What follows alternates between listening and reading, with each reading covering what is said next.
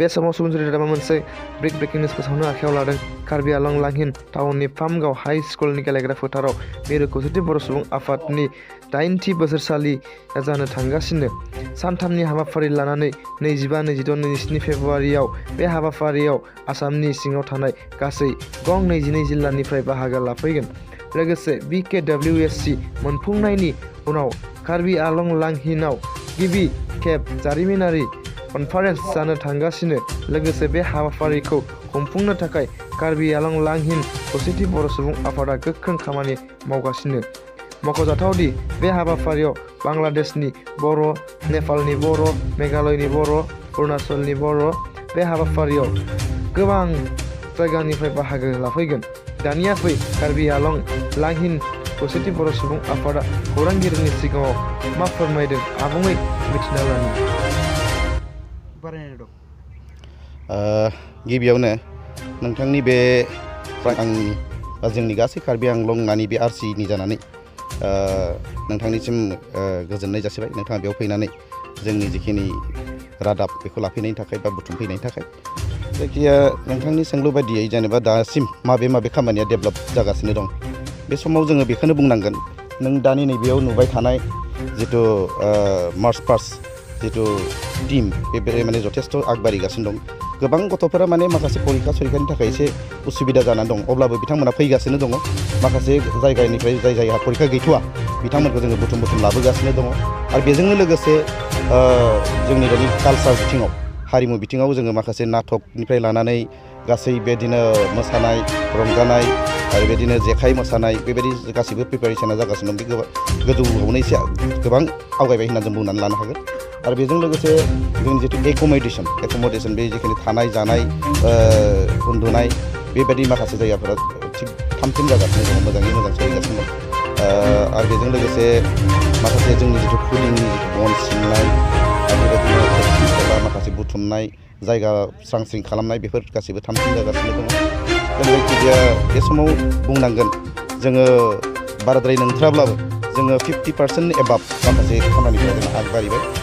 जों बेखौबो बुंनानै लानांगोन, जों खुब खम समनि गेजेराव जों बेखौ मावनो गोनां जादों। आरो मा होनो दासिमहालागै जोंनाव मात्र आखायाव 10 सानहालागैसोल'सै।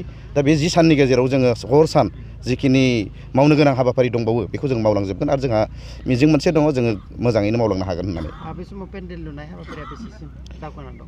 पेन्डेल लुनाय हाबाफारिया नोंथाङा नुनो मोन्दों, नैबे दा गासिबो जिथु खुन्थिया गायसननाय आरो बिथांमोननि जिखिनि बाजार खालामनाय, बे जि जोम लाबोनाय मानाय माखासे स्किम्सफोर एसे माखासे डेक'रेसननि थाखाय माखासे गोनां बुस्थु बेखौ बिथांमोना बायनानै दोनफैबाय।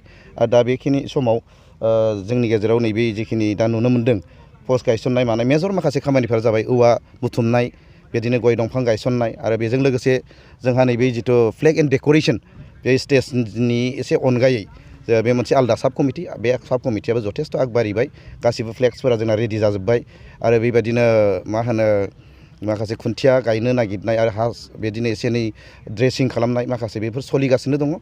बे बारा गोबाव सम नांनाय नंला, गायनानै जे एसे डेक'रेसन खालामदेरब्लानो गासिबो जिनिसा जाफुंसारबोसिगोन।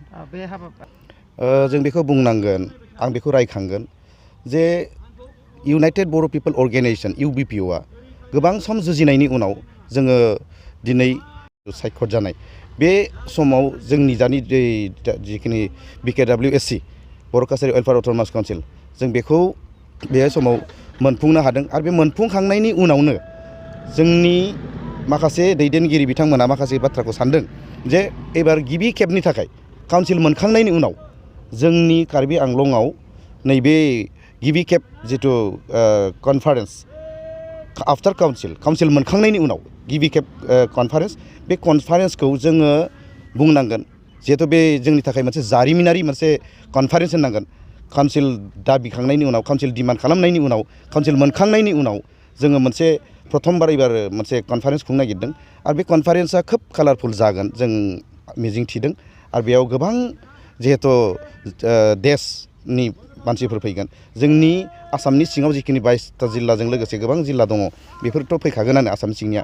बिनि अनगायैबो जोंनाव अलरेडि मेसेजआ फैबाय बांलादेशनि बर', नेपालनि बर', बेदिनो अरुणाचल प्रदेश गोबां बेदिनो मेघालय जोंनि रायजोनि माखासे बर'फोरा बेयाव जमा जाफैजोबगोन। आरो जोंनि गासै दुखु सुखु खौ जों बेयाव सावरायलायनानै लागोन ओंखायनो आं बुंगोन दिनै जे बे जोंनि थाखाय मोनसे जारिमिनारि मोनसे कनफारेन्स जागोन आफ्टार काउन्सिल मोनखांनायनि उनाव नोंथांमोना जिहेतु बिटिआरआवबो गोलैयाखै BKWAC आवबो गोलैयाखै बे हिसाबैबाबो नोंथांमोना मिथिया मा गुबै थांखिया बेनो जोङो बे बाथ्राखौ बुंनो थाङोबा गोलाव माखासे बाथ्रा दङ जोङो दाल' नङा जों आगोलावबो मिथियो जोङो बिटिआर बा बिटिसि गोदो जिथु 93 नि जिथु मोनसे एकर्ड आरो 93 नि उनाव 2010 फेब्रुवारिनि जिथु एकर्ड बेफोराव जों गासैबो मिथिखागौ जे कार्बि आंलंनि बर'फोरा मालाबाबो बै बिटिआरनि जिखिनि माने बिटिसि बा जिखिनि माने बिथांमोननि जिखिनि इसुस बेयाव जों जुरिसडिक्सनाव गोलैया जों बेखौ मिथियो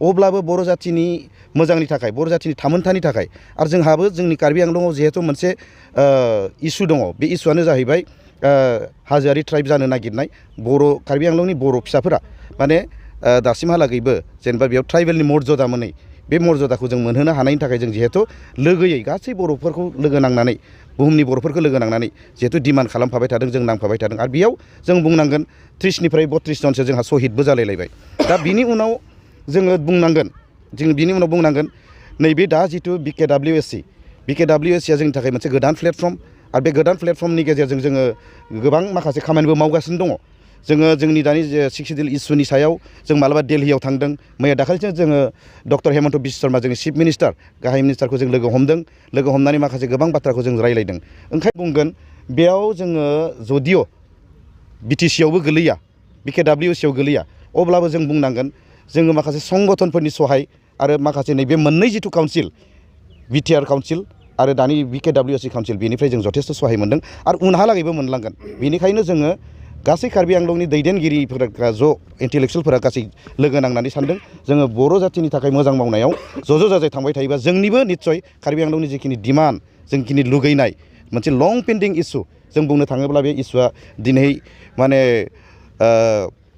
बेसेबांबा गोबाव समनि इस्यु बिटिआर BTC बा BSc मोननायनि आगोलाव जों दाबिनाय मोनसे इस्यु दिनैहालागैबो जाफुङाखै दा बेयाव जोंनि UBPO इउनाइटेड बर' पिपल अर्गेनाइजेसननि जिथु संगठननि माखासे दैदेनगिरि बिथांमोना जोंनो एसियर्ड खालामदों जे बिथांमोना बुंदों आरो लोगोसे प्रेक्टिकेलिबो मावनानै देखायदों जे जोंबो कार्बि आंलंनि इस्युआ जिहेतु जोंनि बर' जाथिनिनो मोनसे इस्यु बेखौ जोङो ज' जाजाय नांनानै जेरैबाबो बेखौ साक्सेस खालामनानै जोङो होगोन बेबादिबा जोङो उनहालागै बेबायदि माखासे जिखिनि पर्यायक्रमै जिखिनि मावनो गोनां हाबाफारि दं जों बिदि मावलांगोन होननानै बिथांमोनजों जों रायलायबाय थादों आरो जों ज' जाजाय बिदिनो हान्थिबाय थादों